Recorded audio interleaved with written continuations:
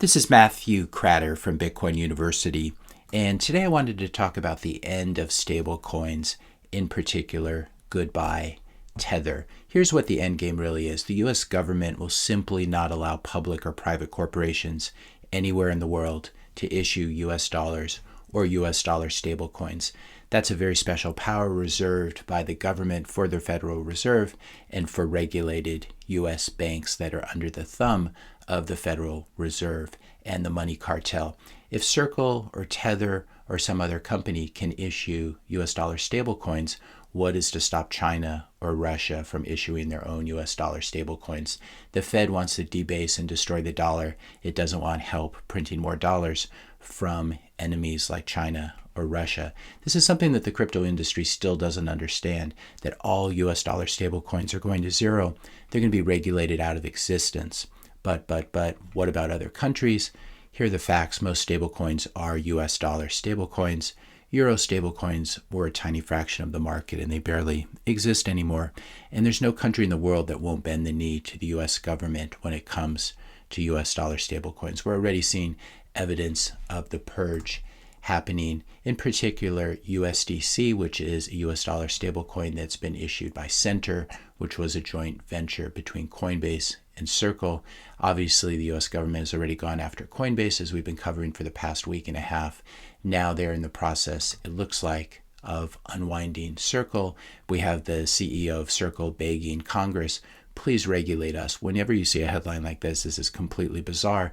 But when you take a look at the chart of what is happening to the market cap of USDC, you can see that it is being unwound. This is not what a healthy business looks like, falling from, call it 55 billion market cap in terms of that many dollars locked up in this, all the way down to 28. So this is a dying thing that is being unwound. And as a result, that's why the CEO is so desperate, saying basically don't destroy us, just regulate us. But it looks like they are being forced out of existence, and they have probably received a Wells notice as well, would be my guess.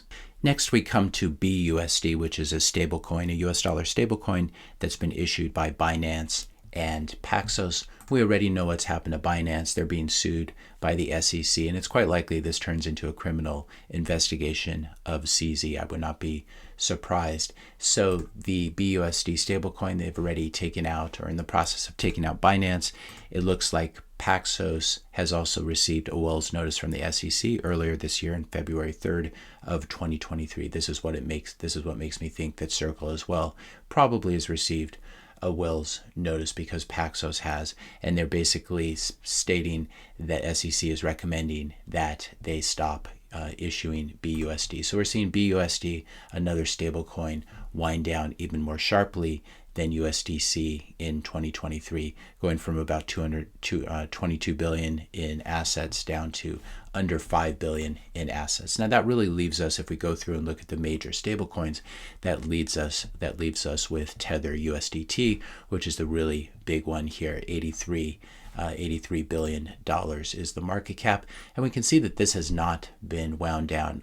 By contrast, it's actually gone up sharply, which makes me think that USDC and BUSD capital has moved from those stablecoins into USDT. So this remains the most popular stablecoin in the world. And before we talk about what's about to happen to Tether and USDT, I just ask you to hit that subscribe button if you're finding this video helpful so far. Hit the like button, leave a question or comment as well. That'd be very helpful. So here's the prediction I'm making today. Tether will be sued or shut down by the US government in the next 12 months approximately. Here's the hint. Counterfeiting or issuing your own US dollar is a pretty good way of painting a giant target on your back. Now, what makes this interesting for Bitcoiners is, I think the answer to the question, does this mean that Bitcoin is going to crash, is a little bit different than what Tether truthers, quote unquote Tether truthers, say, that it's been Tether that's been propping up Bitcoin. That's nonsense. What's been propping up Bitcoin is demand for a censorship resistant, decentralized coin that cannot be debased by central banks. And it really has been Fed money printing more than anything else that's really been, quote unquote, propping up Bitcoin. Basically, the Fed destroying the dollar and thus driving up the value of Bitcoin in US dollar terms.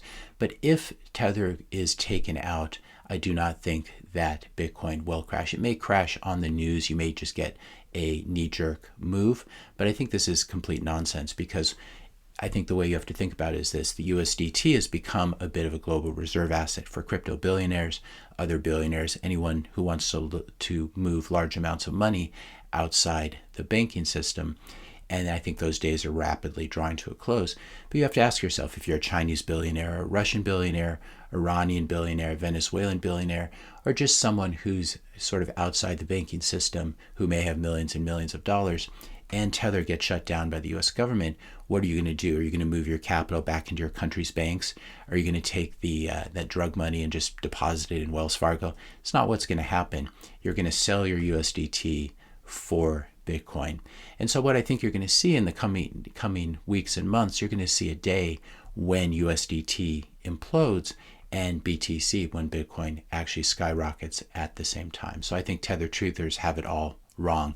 The death of Tether and USDT, that stablecoin, means that $40 to $80 billion instantly seeks refuge in Bitcoin. There's really nowhere else for it to go. And further, when we really scroll out and look at the bigger picture, the death of crypto in America, which is what is happening, make no mistake about that, means that even more billions of dollars that are locked up in these crappy protocols like Ethereum and Cardano and XRP and Hex, etc., will also find their way to Bitcoin if they're not just completely destroyed. Here's another sign that the Fed does not like stablecoins. I think this is one of the major reasons that Custodial Bank, which was this bank that was going to be set up by Caitlin Long and others in Wyoming, was denied approval by the Fed earlier this year. They made it very clear that it was the stablecoins that they were worried about. The Fed had a lot to say Friday about how dangerous a Custodia-issued stablecoin could be. So all of this evidence points to the fact that the Fed, the U.S. Treasury, the U.S. government do not want to see anyone issuing stablecoins. And this is a major, major challenge to the U.S. dollar and the power of the Fed and the Treasury. So you can be sure that this is something that is going to be followed up on. Now, what was Satoshi's genius? Satoshi's genius was that he created this self-regulating system that doesn't require external custodians or external collateral. So, for example, USDT is backed by treasuries and commercial paper and whatever else they have there. The nice thing about Bitcoin is it's this own self-contained system. The problem is, if you have a custodian, if you have collateral, if you have a backing to your currency, that itself, that custodian or whoever's holding the treasuries, for example, in the case of USDT, if you want to shut down Tether, you just go after the banks that are holding their billions and billions of dollars in US treasuries. And if we can do that to Iran and Libya and Russia, we can certainly do it to Tether. If there's a custodian holding an asset that backs your currency, that is an attack vector and will be captured. This is the nice thing about Bitcoin. Bitcoin is a self-contained system where Bitcoin miners who contribute to the ecosystem by mining new Bitcoin and packaging up transactions into blocks, they're paid with Bitcoin. They're not paid out of some fiat bank account. If you want to learn more about Bitcoin and this whole question about whether a currency should be backed by something, I'll refer you to this video in the description notes below.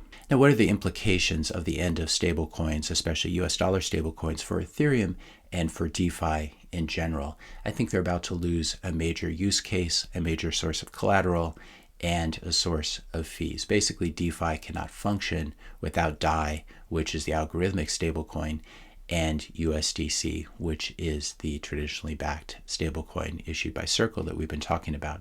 If USDC and other US dollar stablecoins fail and are basically driven to zero, then DAI will fail as well, as I will show you. Actually, I can show you right now. Here's the DAI collateralization, DAI generated by collateral. We have USDP here, we have GUSD, we have USDC, and then we have USDC2 here. We have some derivative of it. If DAI were entirely backed by Ethereum, for example, I don't think the market would be very happy.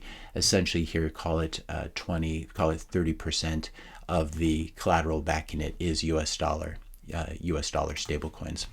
So DeFi cannot exist without US dollar stablecoins. If USDC and other USD stablecoins fail, then DAI fails as well. If DeFi fails, you've just lost Ethereum's major use case. And I think one way for the SEC to destroy Ethereum before they even sue them is to go after every project that is built on top of them. And that's what's happening. DeFi is in the process of imploding. These USD stablecoins are in the process of imploding.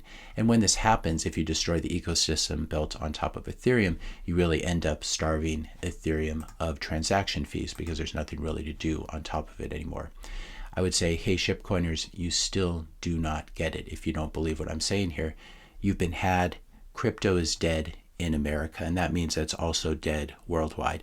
It won't go to zero. You'll see little pockets, little meaningless pockets of $10 million here and $10 million there. But the crypto industry is dead worldwide.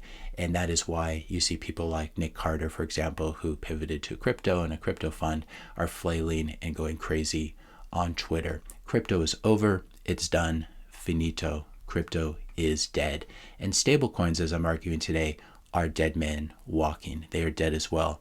When the dust settles, the only major crypto asset that will be left in the US is Bitcoin. There's a chance you have some other small proof of work tokens that still trade on exchanges, but I think it's very unlikely that there's anything else left besides Bitcoin. Ethereum will be gone. Cardano will be gone. Hex is already gone. A lot of these protocols are already gone. And I would say, please don't shoot the messenger. You just might want to position your portfolio accordingly. And I would say, don't weep too hard for these fallen DeFi heroes. Here we have the Curve Finance CEO and his wife purchasing 2 mansions in Australia worth around $40 million. Now, there's nothing wrong with getting rich and buying nice things. The problem was this was money that was unethically gained. And it was interesting to see Sisyphus here, for example, drop the mask. Why are people upset about Michael from Curve selling his fake tokens to buy real property? You know, that's kind of the point of this, right? You occasionally see this from DeFi people. Of course, Curve added nothing to human civilization or to the world. It was a pump and dump. And now the insiders have dumped and the outsiders are left holding this, hoping for a rebound. The problem is this: if you've invested in DeFi or altcoins or the Curve governance tokens or any of these things, you've been the sucker at the table. That's okay, but hopefully you've learned your lesson. Unfortunately, there will be stubborn people who will keep holding their altcoins all the way down. When I made a video about Hex a couple weeks ago, I referenced this tweet from cryptonomad.pulse. How can anyone really consider selling at these prices after 2 years of waiting? And she was showing her portfolio where Hex, for example, was down just 18% on that day. It was trading at a penny, 1.27 pennies. It looks like she saw my video. Bitcoin Maxi with 200K YouTube followers dedicates his time to misguide and misinform his followers about Hex, Pulse Chain, Richard Hart, and you and yours truly. Bro, I was just chilling and vibing with the Hexicans on crypto Twitter. Why he do me like that? Apparently my portfolio is a disaster. Now, I'm not even sure if this is a real person. This could be Richard Hart himself doing this account, but all I would point out was this was not a personal attack. This was trying to warn Hexicans about what was going to happen. So that's when Hex was trading at a little over a penny and a quarter, and now it's trading at a small fraction of a penny. So Hex is down another 45% since I made that video on May 31st, just a few weeks ago. So Crypto Nomad, if you're a real person, if you're not Richard Hart, I do wish you the best. You deserve better than scumbags like Richard Hart. And I would encourage you to keep learning about this space and don't entrust your money in the future to centralized scams like Hex and Pulse or DeFi or Ethereum or Cardano or any of these things that are in the process of imploding. If you're looking for the next Bitcoin, I can give you a tip. Bitcoin is the next Bitcoin. Meanwhile, this morning we are seeing pressure on USDT. This may be the beginning of the end. We're seeing it being sold off on these various DeFi protocols like Curve and Uniswap. Curve was the one whose CEO just bought those 2 mansions in Australia. And we saw a small depegging of Tether from the US dollar just a couple hours ago. It's still trading just slightly under parity, under $1, but it does look like it sold off to somewhere in the 99 cents per dollar range. Now, this has happened in the past. We never know when this is going to happen. And I don't think it's necessarily a question of whether Tether has the backing. I believe they certainly do have the backing in terms of treasuries and commercial paper that backs their dollars. The problem is the US government wants them out of business. And so this will either happen violently overnight in some government action or some panic, or it will happen in the same way that USDC did, where there'll just be a drawdown, they'll go into liquidation, and that will be the end of USDT. But make no mistake, I think all of these US dollar stablecoins are going to zero, and all the use cases that ride on top of them are going to zero as well. And what people are going to be left with is the best collateral in the world, which is BTC. That really is the original crypto asset. It's the one that's a commodity. It's the one that's not backed by collateral and custodians in the real world that can be attacked and shut down by hostile governments. So if you're holding altcoins, if you're holding ship coins, the worst is still to come, unfortunately, for you. And we're going to see a lot of this capital, as I said, move out of stablecoins, move out of altcoins, and move into Bitcoin in the coming months. If you found this video helpful, be sure to hit that subscribe and like button. Hit the notification bell if you want to be notified when I publish my next video. And let me know your questions and comments in the comment section below. Thanks a lot for watching, and I'll see you in the next video.